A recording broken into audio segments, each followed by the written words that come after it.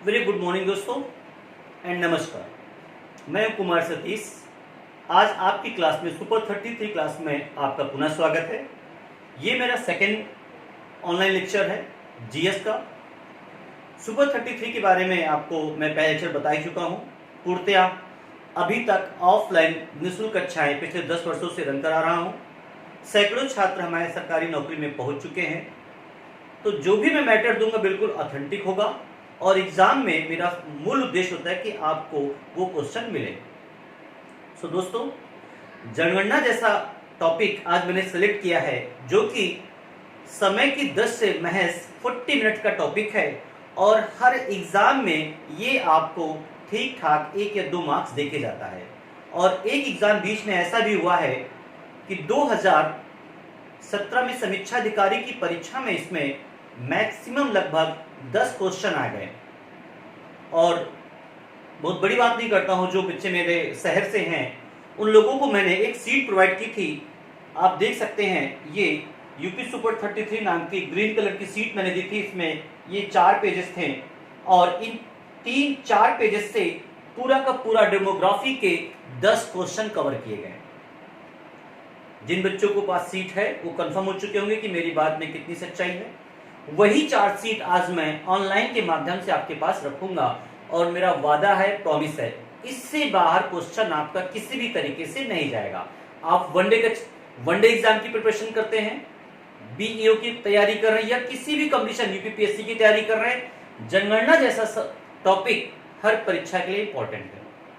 तो आप भ्रमित मत होइए कि मेरा टेट का एग्जाम है, सुपर टेट है, वनडे है, एनडीए है, सीडीएस है। हर एग्जाम के लिए टॉपिक वही होते हैं, क्वेश्चन का स्टैंडर्ड ऊपर और नीचे होता है बस। चलिए डिस्कस करते हैं आज के टॉपिक पे।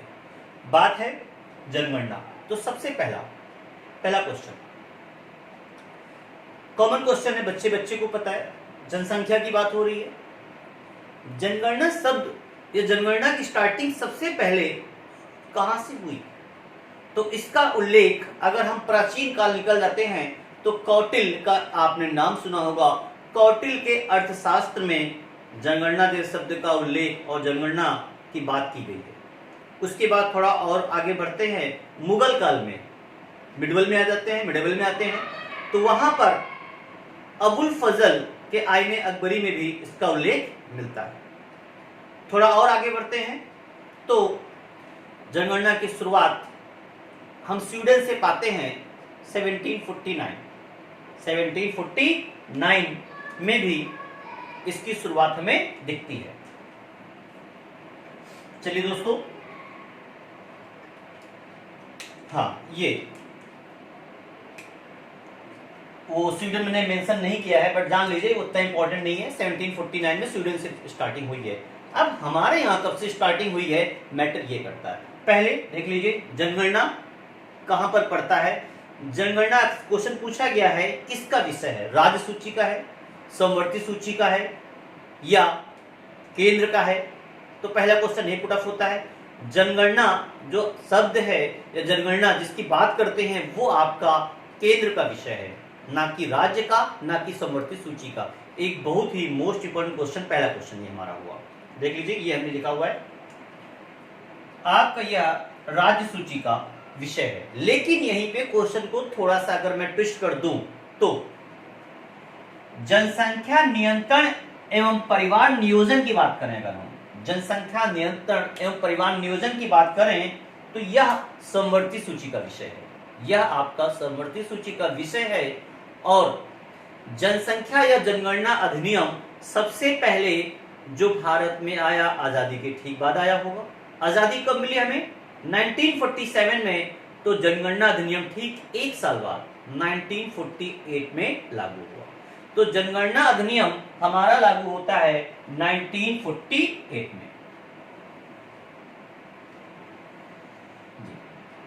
लेकिन अगर क्वेश्चन को थोड़ा सा हम चेंज कर दें, ये कह दें राष्ट्रीय नई जनसंख्या नीति कब से लागू हुई, जनसंख्या नीति कब से बनी है, तो एग्जैक्ट डेट तो पूछना मुश्किल है, ईयर बहुत पूछता है। ये क्वेश्चन पूछा गया है जनसंख्या नीति कब से आई हुई है। तो जनसंख्या नीति आई है, आपको दिखाई पड़ रहा होगा 15 फरवरी 2000 से। इन दोनों क्वेश्चन को बहुत ध्यान से देखिएगा। राष्ट्रीय जनगणना अधिनियम की बात करें 1948 और जनसंख्या नीति की बात करें तो 2000 से। नई जनसंख्या नीति में कहा गया था कि लगभग 2045 तक हम जनसंख्या को कंट्रोल कर लेंगे, लेकिन वो उम्मीद दिखाई नहीं पड़ रहा है और उसको अभी फिर से बढ़ा के 2070 कर दिया गया है कि 2070 तक हम कंट्रोल कर ले जाएंगे। चलिए आगे। जनगणना भारतीय संविधान के किस आर्टिकल में है इसकी बात करें तो भारतीय संविधान के आर्टिकल नंबर 246 में जनगणना की बात हमें मिलती है। भारत में जनगणना की शुरुआत मेयो के समय से मानी जाती है। मेयो की बात करें तो यहां से कुछ पहले अब हम अनावश्यक चीजों को हटा दें।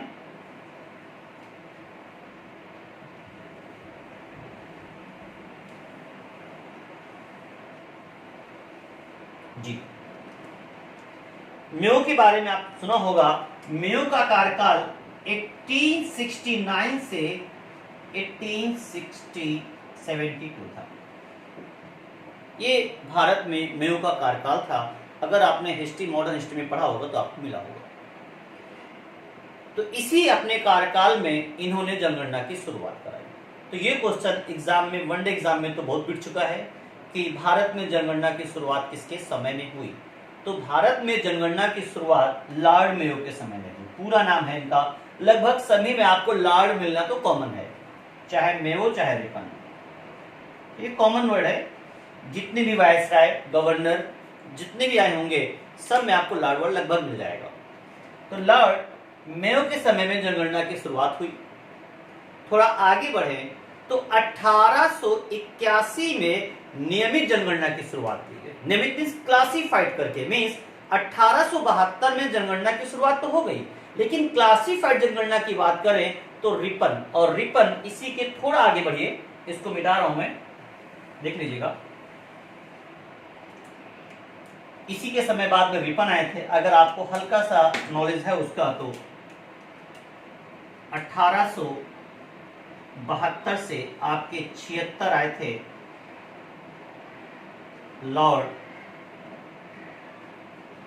नाथ बुक, और 76 से आपके 80 आए थे आपके लिटन,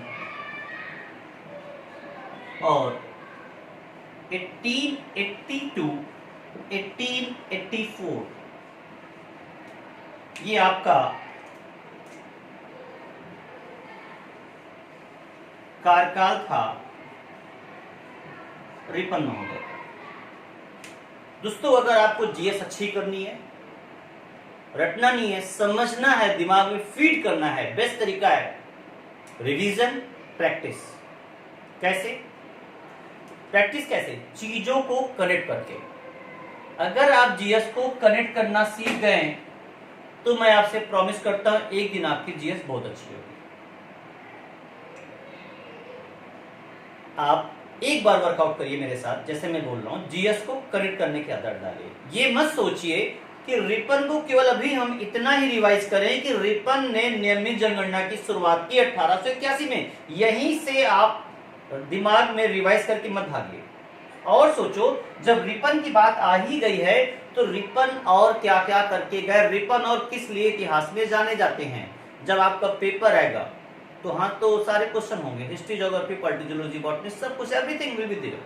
सो आप उसको कनेक्ट करिए रिपन को, और आपने कहां पढ़ा, किस परिपेक्ष में पढ़ा। यहां तो हम डेमोग्राफी के परिपेक्ष में पढ़ रहे हैं। और बताना चाहूंगा, स्थानीय स्वशासन के जनक, अभी कुछ दिन पहले एलटी की परीक्षा क्वेश्चन, साक्षात क्वेश्चन रखा हुआ था, स्थानीय स्वशासन के जनक रिपन है। एल्बर्ट बिल 1883 का संबंध भी किससे था? रिपन से था।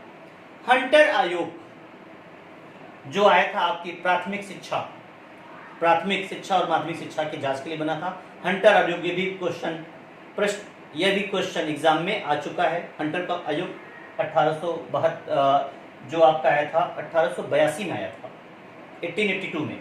किससे संबंधित था? प्राथमिक शिक्षा संबंधित था। इसके अलावा प्रथम कारखाना अधिनियम वो भी किसके समय था? रिपन के समय था। और लिटन के बारे में भी आप हल्का सा करेक्ट कर लीजिए। वर्नाकुलर प्रेस एक्ट जिसने लगाया था वो लगाने वाले व्यक्ति थे लिटन, और उसको हटाने वाले व्यक्ति थे आपके रिपन। जिन जिन चीजों को इंप्लीमेंट किया लिटन ने, उन सबको सही तरीके से मॉडिफाई करके लागू किया किसने? रिपन ने। सारे अच्छे कार्य के, इसीलिए इनको स्थानीय स्वशासन का जनक कहा गया। चलिए आगे देखते हैं।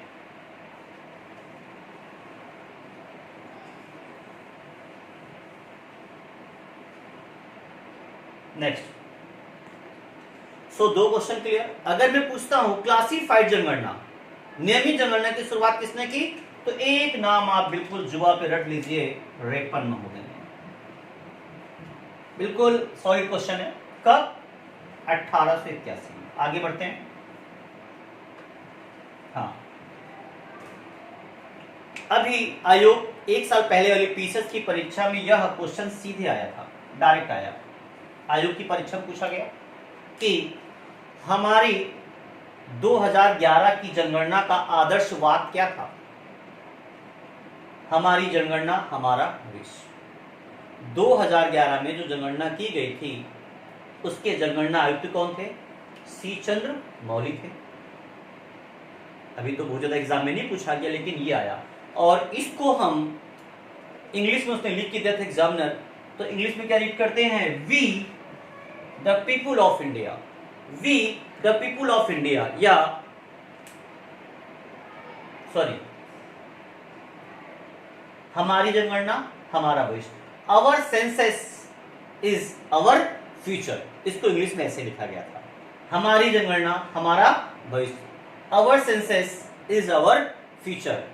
उसने हिंदी में न लिख के इस सेंटेंस को इंग्लिश में लिख दिया था और पूछा गया था। तो नेक्स्ट चलते हैं। इसको रट लीजिए, चाहे हिंदी में चाहे इंग्लिश में। अगला क्वेश्चन वनडे एग्जाम का मोस्ट कॉमन क्वेश्चन, विश्व जनसंख्या दिवस हम कब मनाते हैं? 11 जुलाई को। विश्व जनसंख्या दिवस कब मनाते हैं? 11 जुलाई को। दोस्तों आगे बढ़िए। और फिर यह कौन सी जनगणना है? अगर हम स्वतंत्र भारत की बात करें, 1947 आजादी के बाद की 7वीं मानी जाती है, 7वें नंबर पे आती है। अगर हम जब से जनगणना की शुरुआत हुई तब से बात करेंगे तो आपकी 15वीं मानी जाएगी। फिर एक होता है, वो कौन सा समय था जिस समय भारत की जनसंख्या बहुत फास्ट स्पीड से बढ़ी, और उस समय को बोलते हैं महाविस्फोट काल। वह महाविस्फोट काल 30 इयर्स का था, 51 से लेके 81 तक। 1951 से लेके 1981 का समय था महाविस्फोट काल। लेकिन अगर बिल्कुल एग्जैक्ट हम पूछ बैठे एग्जैक्ट वो कौन समय था, तो दोस्तों वो था 1971। ऑप्शन में अगर 1971 मिले तो वो करिए, अगर रेंज वाइज देते हैं तो आपका सही उत्तर है 1951 टू 1981। फिर महान विभाजक वर्ष। महान विभाजक वर्ष वह वर्ष जिसने जनसंख्या को लगभग 2 भागों में कह सकते हैं, एक बीच में बैरियर लगा दिया। मतलब एक ऐसा समय आया जिस समय जनसंख्या भारत की घटने लगी। वो समय कौन सा था? वो समय था आपका ये 1911 से 1921 के बीच। 1911 से 1921 के बीच भयंकर अकाल पड़ा। भयंकर अकाल की चपेट में जनसंख्या लगातार डाउन होती चली गई। तो दोस्तों अगर ये पूछता है जनसंख्या डाउन होती चली गई कब, कौन सा था? 1911 से 1921 का समय था। इसमें भारत की जनसंख्या निगेटिव हो गई, माइनस में चली गई। 1921 में जो सेंसस कैलकुलेशन किया गया तो भारत की जनसंख्या बढ़ने के बजाय डाउन हो गई। इसलिए 1911 से 21 तक के समय को हम महान विभाजक वर्ष के नाम से जानते हैं। चलिए अगला क्वेश्चन। दोस्तों ये छोटे छोटे टॉपिक थे, इसके जो बिल्कुल आपको पेपर में साक्षात मिल जाते हैं। अब समझने वाले, ये तो आपको रटना ही पड़ेगा, मेरे साथ रटिए, रटा दूंगा मैं आपको, लेकिन अब समझने वाली चीज समझ के कैसे निकालेंगे, चलिए देखते हैं। बहुत आसान तरीका बता रहा हूं। हम वी मीन्स इंडिया,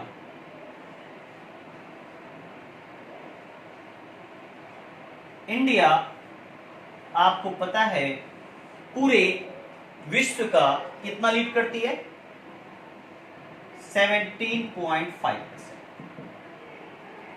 हमारी पॉपुलेशन विश्व की पॉपुलेशन का 17.5% है, और यहीं पे एरिया हमारे पास कितना है, 2.4। एरिया हमारे पास कितना है, 2.4% विश्व का। सोचिए, विश्व का 2.4% क्षेत्रफल पर विश्व की 17.5%, 17.5% पॉपुलेशन रहती है। और बिल्कुल आपको रटना नहीं है, समझना है, बहुत आसान तरीके से समझा दूंगा आपको। अब ध्यान दीजिए। फिर खास बात, हमारी जो ग्रोथ रेट है वो भी है 17.7%। ये हमारी है ग्रोथ रेट, मीन्स 10 की वृद्धि दर। ये क्या है हमारी, 10 की वृद्धि दर है। किसकी है, इंडिया की है।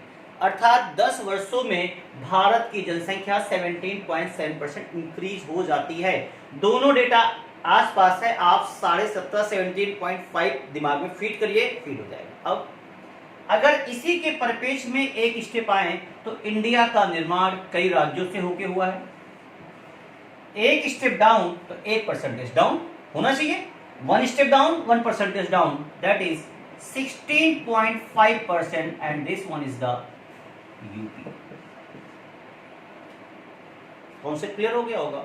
मीन्स जो यूपी है इंडिया का 16.5% लीड करती है, 16.5%। ठीक है, आगे आइए। अब इस 17.5% पॉपुलेशन, 17.5% पॉपुलेशन जो आपकी मिली है इंडिया की, इसमें ऑफ कोर्स 2 कैटेगरीज के लोग रहते होंगे, ग्रामीण एवं शहरी। ग्रामीण एवं शहरी में 1% आपको लर्न करना है, एक ऑटोमेटिक निकालेंगे गणित के नियम से। मैं कहता हूं कि ये जो परसेंटेज आया हमारा शहरी, शहरी का परसेंटेज है 31.2%। मीन्स भारत में शहरी जनसंख्या पूरे टोटल जनसंख्या का 31.2% है। अगर शहरी 31.2% है तो आपकी जो ग्रामीण होगी वो इजली निकल आएगी।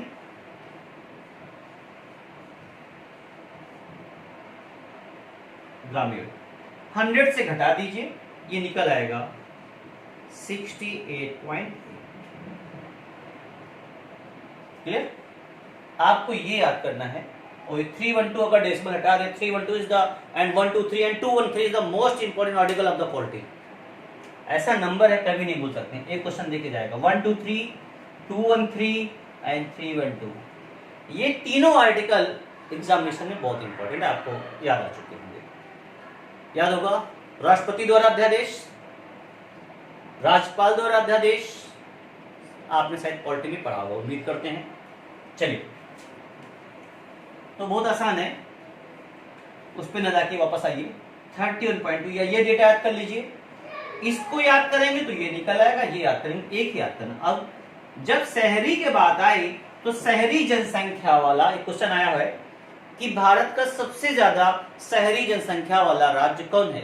तो भारत का सबसे बड़ा शहरी जनसंख्या वाला राज्य है, वो है आपका MH। MH stand for Maharashtra. Maharashtra सबसे ज्यादा बड़ा। और तुरंत आयोग ने क्वेश्चन पूछा भी, रिसेंटली है, 1 साल पहले का पेपर उठाइए, ग्रामीण जनसंख्या सबसे ज्यादा भारत में ग्रामीण जनसंख्या किस राज्य में है? वो आपका है यूपी। क्वेश्चन चेंज कर रहा हूं। सर्वाधिक ग्रामीण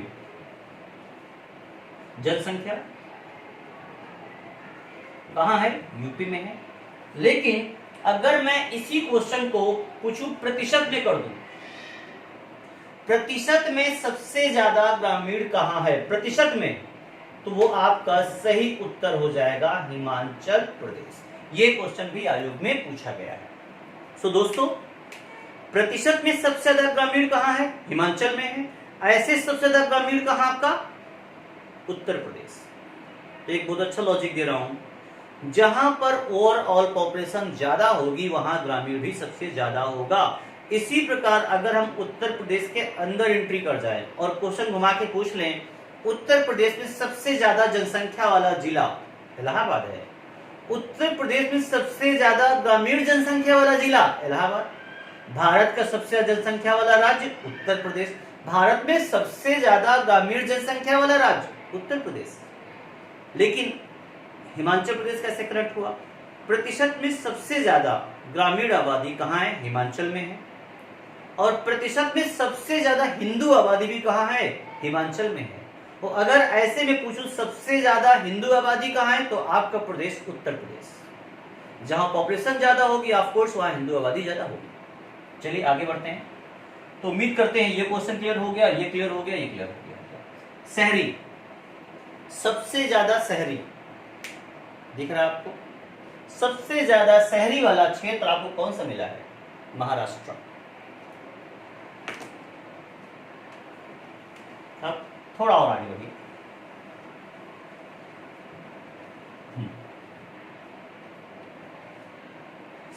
अब सबसे ज्यादा जनसंख्या की बात हमने कर ली, तो सबसे ज्यादा जनसंख्या वाला राज्य उत्तर प्रदेश। अब क्वेश्चन उत्तर प्रदेश तो बच्चा बच्चा जान रहा है, मैंने क्वेश्चन थोड़ा सा घुमा दिया हल्का सा कि भैया जनसंख्या के घटते क्रम में जरा राज्यों को लगा दीजिए, तो मेरे ख्याल से आपको उत्तर प्रदेश रटा होगा, एक और रटा होगा महाराष्ट्र। उसके आगे 95% कंप्यूटर स्टूडेंट इस ऑर्डर को नहीं लगा पाएगा। इट्स माय चैलेंज, आप एक बार स्वयं ट्राई कर लीजिए, दिमाग में फीड करिए। First is the UP, second is the Maharashtra, third कौन है, फोर्थ कौन है, फिफ्थ कौन है। इस तरह का क्वेश्चन लगातार 2 बार एग्जाम में पूछा जा चुका है। राज्यों का घटता क्रम और जिलों का घटता क्रम। जिले किस परिप्रेक्ष्य में? उत्तर प्रदेश के परिप्रेक्ष्य में। इलाहाबाद तो जिला याद होगा, उसके बाद कौन है बॉस, ये आपको याद करना है। चलिए एक ऐसा, देखिए रट्टा आप वैसे भी कर रहे हैं, मैं एक ऐसा छोटा सा शॉर्टकट बताऊंगा कि आप कभी भी जिंदगी में उस शॉर्टकट को नहीं भूलेंगे और कभी भी क्वेश्चन आपसे गलत नहीं होगा। देखिए क्या है,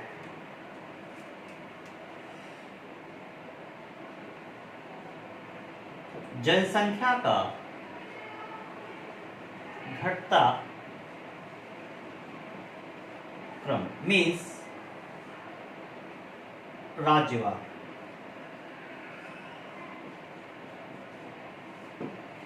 decreasing order of the population state wise. Shortcut पहले देता हूं, उत्तर प्रदेश में बड़ा लिख रहा हूं थोड़ा, और हिंदी में लिखूं ज्यादा अच्छा रहेगा, शॉर्टकट में हो। यूपी में बीबी बच्चे अंधे। दोस्तों उम्मीद करते ये ऐसा थोड़ा सा इसमें आपको हंसी भी आ रही होगी, अच्छा है हंसिए, और हंसते हंसते याद हो जाएगा आपको, गुनगुनाते चाय पीते पीते याद होगा। यूपी में बीबी बच्चे अंधे। चलिए इसको तोड़ दीजिए, आपके जनसंख्या का ऑर्डर लग गया। मीन्स सबसे ज्यादा जनसंख्या वाला स्टेट, रेड से लिख रहा हूं, खतरनाक है ये स्टेट, यूपी दिख ही रहा है। सेकंड में से आपके किस राज्य का प्रोनाउंसिएशन निकल रहा है, कौन सा राज्य निकल रहा है? महाराष्ट्र, एमएच। एमएच के बाद अगर हम बात करें, next one is the B. B B कौन सा स्टेट आ रहा है? B for Bihar. And next B से अगेन कौन सा स्टेट है? बी से B for Bengal, Bengal. And अंधा, आंध्रा, ANDHRA, आंध्रा। तो दोस्तों ये का आपका ऑर्डर लग गया। उत्तर प्रदेश में बीबी बच्चे अंधे रट लीजिए, तो आपको सीधे क्लियर हो जाएगा कि भैया सबसे ज्यादा जनसंख्या वाला राज्य नंबर 1 यूपी, उससे कम Maharashtra, then Bihar, then Bengal and then Andhra. और ये 3 स्टेट जो मैं लिख रहा हूं, ये इनसे तो अक्सर एक क्वेश्चन आ ही जाता है। सबसे ज्यादा शहरी जनसंख्या वाला राज्य, फिर रिवीजन भी हो जाएगा, महाराष्ट्र। लेकिन क्वेश्चन घुमा दूं, सबसे ज्यादा शहरीकृत राज्य, तो आपका तमिलनाडु हो जाएगा। शहरीकृत राज्य मीन्स जहां नगर पालिका डेवलप कर गई है, वो आपका तमिलनाडु होगा। पॉपुलेशन वाइज महाराष्ट्र है, दोनों में अंतर है बस। और सबसे पहले नगर पालिका भी तमिलनाडु के चेन्नई में आई थी, उस समय उसको मद्रास बोलते थे।